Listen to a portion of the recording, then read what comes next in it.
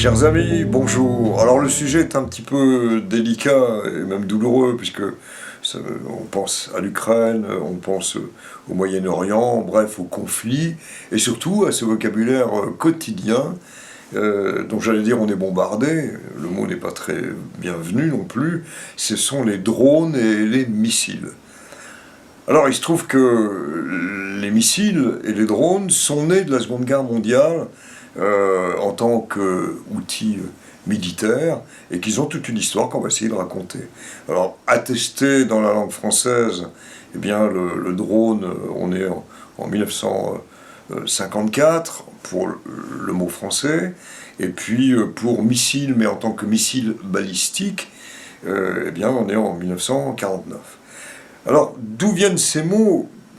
D'une certaine manière, de très très loin, beaucoup plus qu'on ne l'imagine, puisqu'il y avait déjà un mot latin, missile, missilé, missilis, qui correspondait à ce qui était jeté.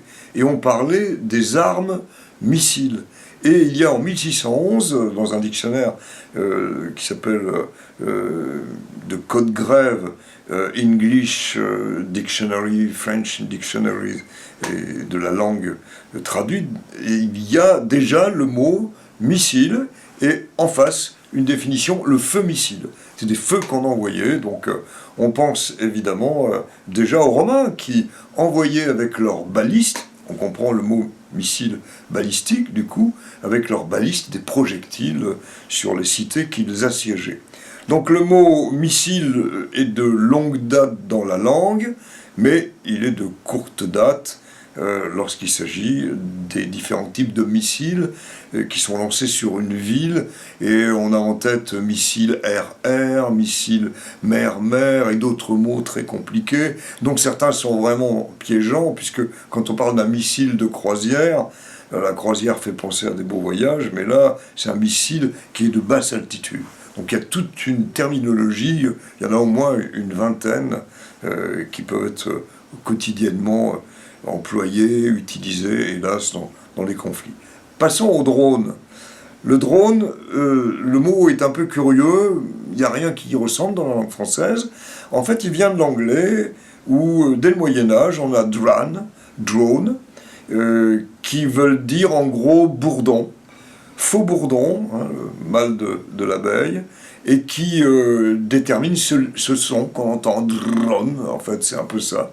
Et donc ça va être utilisé pendant un certain temps comme le bourdonnement, mais pendant la Seconde Guerre mondiale, ces premiers avions sans pilote, mais qui faisaient un bruit effectivement avec leur hélice, le bruit d'un faux bourdon, eh bien, vont petit à petit se développer, et on sait aujourd'hui ce que sont ces drones, et on les voit arriver. Et dans le fond, on n'est pas très loin de l'image du bourdon, hein, qui volette, qui est piloté de loin. D'où d'ailleurs le métier de droniste, je dirais, amateur, pour filmer une fête de famille, droniste pour le Tour de France, pour le suivre, et puis droniste, évidemment, pour envoyer des charges explosives, puisque c'est le mot qui correspond sur tel ou tel objectif.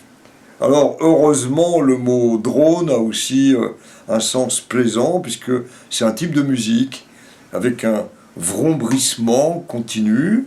Alors, c'est un type de musique du côté du métal, mais du côté aussi d'autres formations, mais aussi du côté de la cornemuse. On parlait de cette musique, dans le fond, de fond, qui est presque agréable à entendre.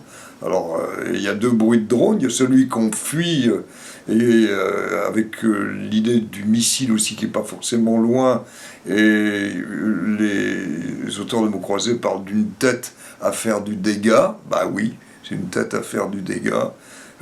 Et donc, bon, le seul drone acceptable, et même je dirais qu'on a presque envie de l'écouter avec plaisir, et le seul qui devrait exister et les autres soient supprimés, c'est le drone musical.